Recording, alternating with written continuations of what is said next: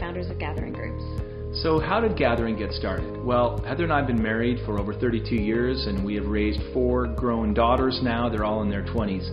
And it was actually our oldest daughter that first had a psychedelic trip in her teenage years that really got us thinking about the power of plant medicines to really help heal and connect people.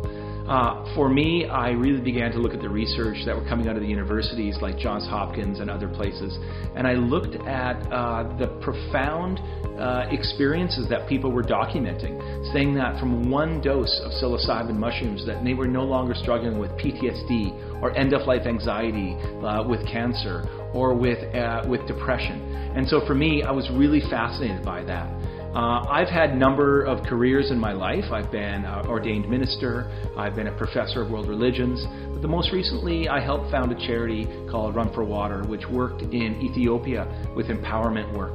And what I discovered while working in East Africa was the power of community to be able to regulate nervous systems, to be able to deal with stress and trauma. You need other people. You need a group of safe individuals.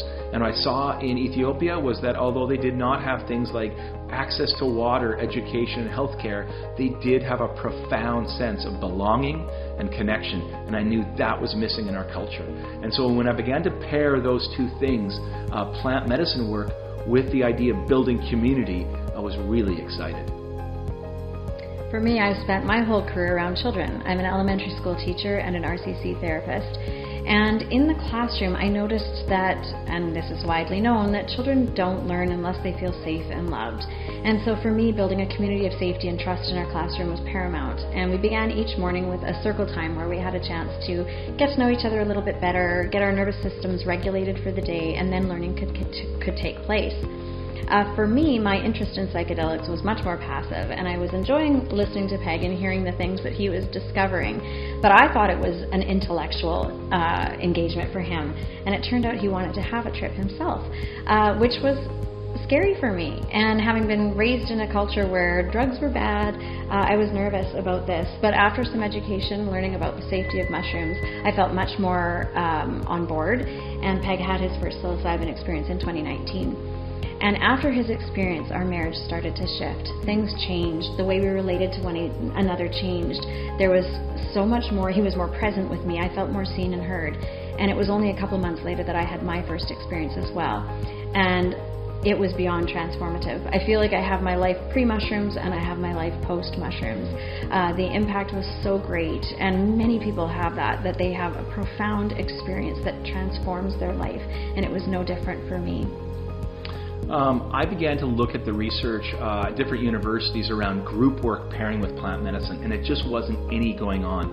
And yet, what I did discover was that right in my backyard at the Vancouver Island University, Dr. Shannon Dames was launching a program called Roots to Thrive.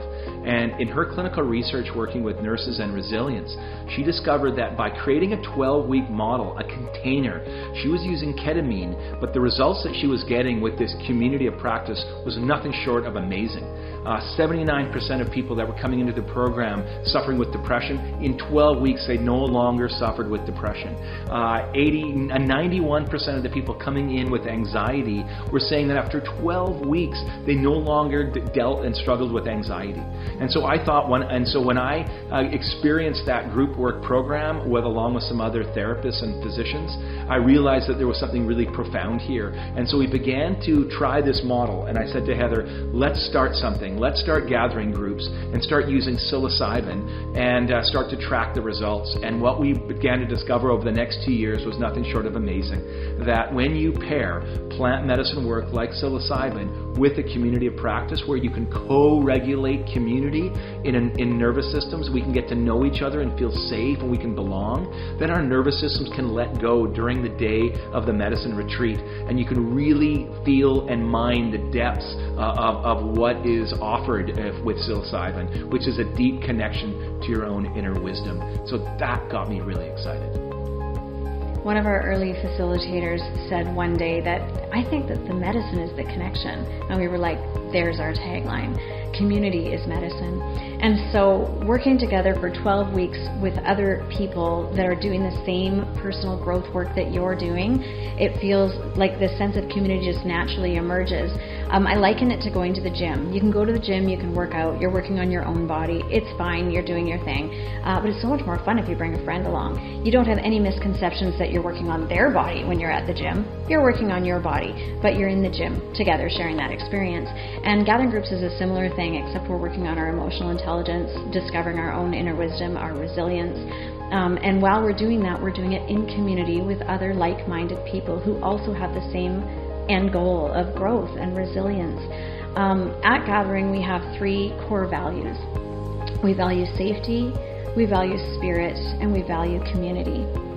We are so grateful that you've shown an interest in Gathering groups. We really hope we get to see you again.